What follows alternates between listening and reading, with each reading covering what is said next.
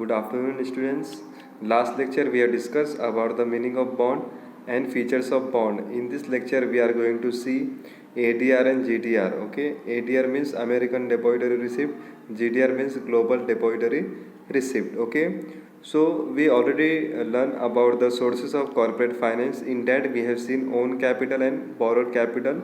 In own capital, we have seen meaning and features of equity shares and types of equity shares and meaning of preference shares, definition, features and types of preference shares. Okay, and we have learned about the meaning of borrowed capital. In that we have seen debentures, features of debentures, types of debentures, meaning of acceptance of deposits, meaning of bonds, features of bonds. Okay, so through which company raises finance, okay, with the help of own capital and borrowed capital. If suppose Indian company wants to raise its finance through foreign companies, so at that time company needs depository. Okay, so that depository is ADR and GDR. Okay, American Depository Receipt and Global Depository Receipt, through which company can raise its finance through foreign countries. Okay, foreign companies. Okay, if suppose foreign country wants to raise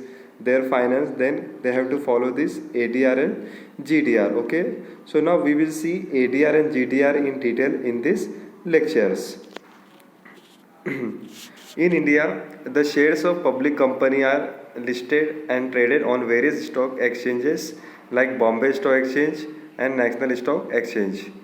India में जो है public company क्या करती है, अपने shares को list करती है, अपने शेयर्स को क्या करती है, लिस्टेड करती है और उसका ट्रेडिंग करती है स्टॉक एक्सचेंज में. ओके, सो इंडिया में जो है 2 टाइप्स के स्टॉक एक्सचेंजेस है.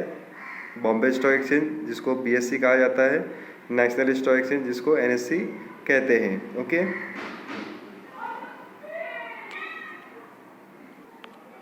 जैसे कि हमने लास्ट लेक्चर में डिस्कस कर चुके हैं already sources of corporate finance, जिसमें हमने देखा था ओन कैपिटल और बोरोड कैपिटल. ओन कैपिटल में आपका इक्विटी शेयर्स और प्रेफरेंस शेयर्स आता है. इक्विटी शेयर्स में हमने मीनिंग, डेफिनेशन, फीचर्स, टाइप्स देखे थे.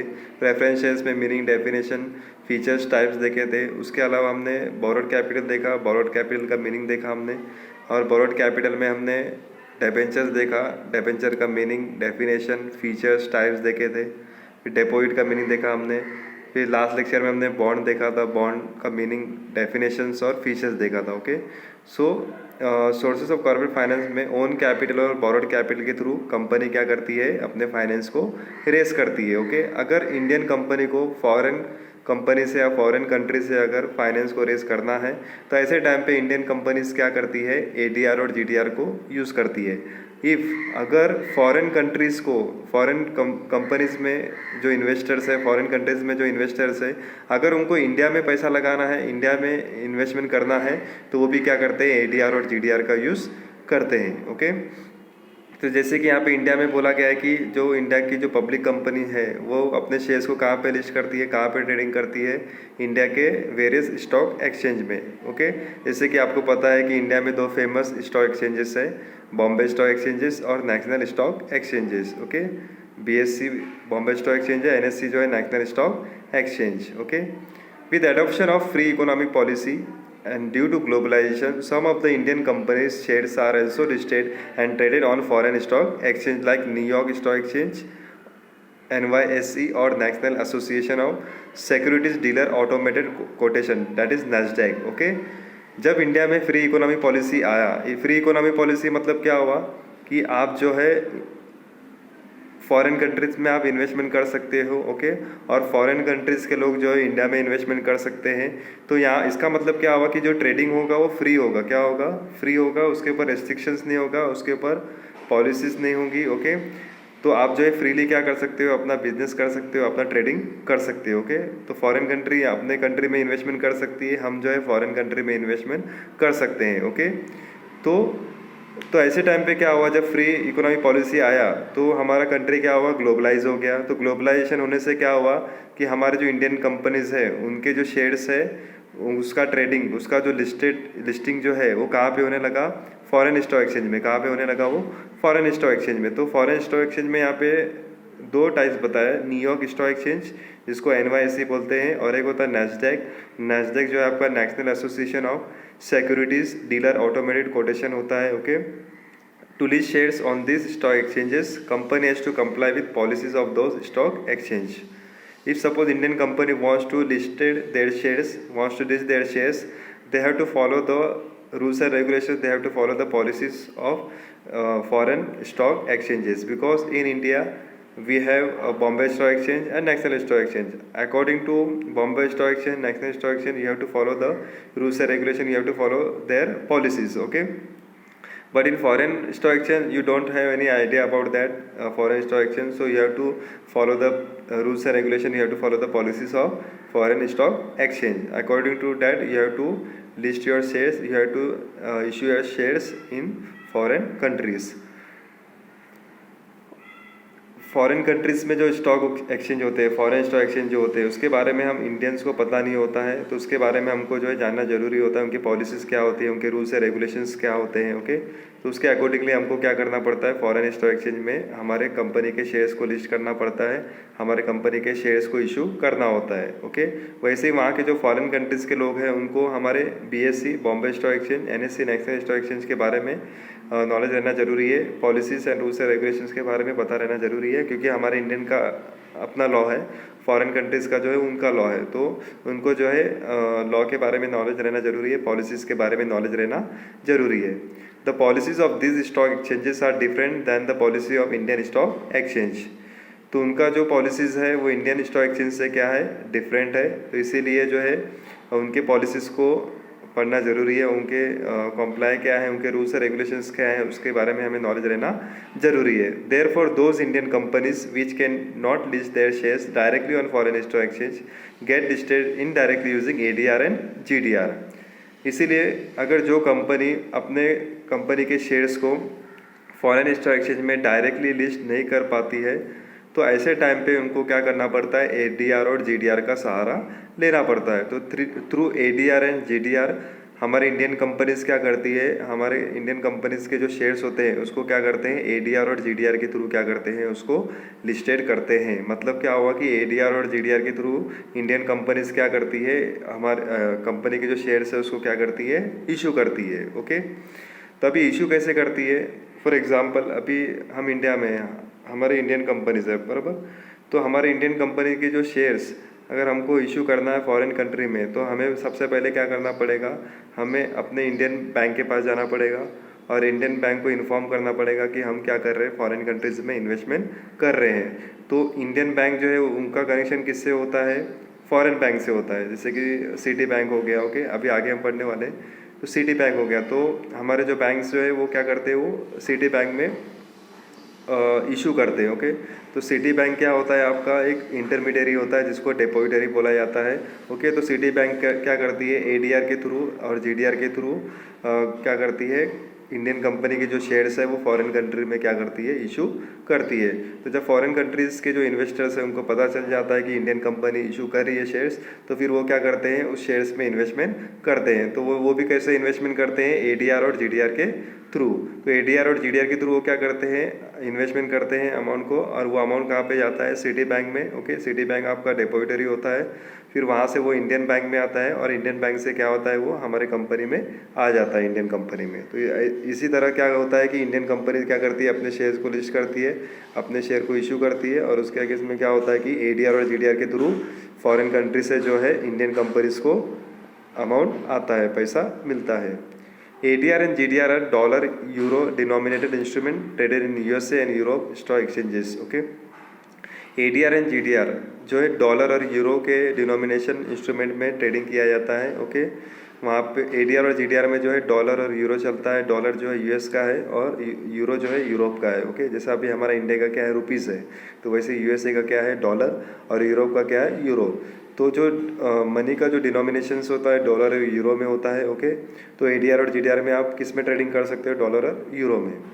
Indian company issue shares to an intermediary call depository, जैसे कि मैंने अभी डिस्कस किया था। इंडियन कंपनी क्या करती है, अपने शेयर्स को जो है इंटरमीडियरी के थ्रू क्या करती है, इशू करती है, जिसको हम क्या कहते हैं, डिपॉजिटरी कहते हैं। क्या कहते हैं हम उसको, depository. Bank of New York, city group etcetera. Okay, जो बैंक ऑफ न्यूयॉर्क है, सॉरी मैंने आपको सिटी बैंक बोला था, वो सिटी ग्रुप है। तो बैंक ऑफ न्यूयॉर्क और सिटी ग्रुप ये क्या है, इंटरमीडियरी है, ये क्या है, डिपॉजिटरी है। Okay, act as a foreign depository bank, इनको फॉरेन डिपॉजिटरी बैंक बोला जाता है। Okay, this depository bank issues ADR and GDR to investor against this shares. Okay, तो जैसे मैंने बोला था कि जो डिपॉजिटरी होते हैं ये क्या करते हैं, ADR और GDR इशू करते हैं इन्वेस्टर्स को, और वो लोग क्या करते हैं, इसके अगेंस्ट में शेयर्स को परचेस करते हैं और वो पैसा लगाते हैं। The ADR and GDR represent fix number of shares. तो ADR और GDR जो है वो नंबर ऑफ शेयर्स को बताते हैं और वो फिक्स करते हैं कि इतने पर्टिकुलर शेयर्स जो है कंपनी इशू कर रही है। जैसे फॉर एग्जांपल इंडियन कंपनी अगर 1 लाख शेयर्स इशू कर रही है तो ADR और GDR रिप्रेजेंट करेंगे कि कंपनी जो है 1 लाख शेयर्स इशू कर रही है। This ADR and GDR are then sold to people in foreign countries. So ये ADR और GDR क्या करते हैं, फॉरेन कंट्रीज़ में जो है इस शेयर्स को सोल्ड करते हैं। The ADR GDR are traded like regular shares. ADR और GDR जो है रेगुलर शेयर्स की तरह ट्रेडिंग करते हैं। They are listed on stock exchange. ADR और GDR जो है स्टॉक एक्सचेंज पे लिस्टेड होते हैं। The prices fluctuate depending on demand and supply. तो यहाँ पे शेयर्स का जो प्राइस है वो फ्लक्चुएट होते रहता है डिमांड एंड सप्लाई के ऊपर से। ओके, तो इंडियन कंपनी क्या करती है, यहाँ पे शेयर्स को इशू करती है इंटरमीडियरी के थ्रू। तो इंटरमीडियरी क्या होता है, डिपॉजिटरी। ओके, तो यहाँ पे डिपॉजिटरी कौन है, बैंक ऑफ न्यूयॉर्क और सिटी ग्रुप। ओके, ये दोनों क्या होते हैं, फॉरेन डिपॉजिटरी बैंक होते हैं। ओके, तो ये जो डिपॉजिटरी बैंक है, तो ये जो फॉरेन डिपॉजिटरी बैंक है ये क्या करते हैं, ADR और GDR को इशू करते हैं। ओके, जिसके थ्रू क्या करते हैं, फॉरेन इन्वेस्टर्स जो है उस शेयर्स को परचेस करते हैं। और ये जो ADR और GDR क्या रिप्रेजेंट करते हैं, fix number of shares. So ADR और GDR फिर क्या करते हैं, फॉरेन कंट्रीज़ में जो है इसको सोल्व करते हैं। और ये ADR और GDR जो है रेगुलर शेयर्स की तरह ट्रेड होते हैं और उनका लिस्टिंग जो है स्टॉक एक्सचेंज पे होता है। और शेयर्स के जो प्राइस है वो फ्लक्चुएट होते हैं डिमांड एंड सप्लाई के accordingly. Both ADR and GDR are depository receipts. ADR और GDR को क्या बोला जाता है, depository receipts. But only difference is the location where they are traded. उन दोनों का डिफरेंस क्या होता है, लोकेशंस जो है वो डिफरेंस होता है जहाँ पे वो ट्रेड करते हैं। If the depository receipt is traded in USA it is called American depository receipts, that is ADR। अगर डिपॉजिटरी रिसिप्ट्स का ट्रेडिंग USA में हो रहा है, यूनाइटेड स्टेट्स ऑफ अमेरिका में हो रहा है, तो उसको हम क्या कहते हैं, अमेरिकन डिपॉजिटरी रिसिप्ट, जिसको हम बोलते हैं ADR। And if it is traded in a country other than USA is called global depository receipts. अगर इसका ट्रेडिंग USA के अलावा दूसरे कंट्रीज़ में हो रहा है तो उसको हम क्या बोलेंगे, global depository receipt, that is GDR। Okay, so American depository receipt जो है वो डॉलर में करेगा और ग्लोबल डिपॉजिटरी रिसिप्ट जो है यूरो में होगा। ओके, तो बोथ ADR एंड GDR क्या है, ये डिपॉजिटरी रिसिप्ट्स होते हैं।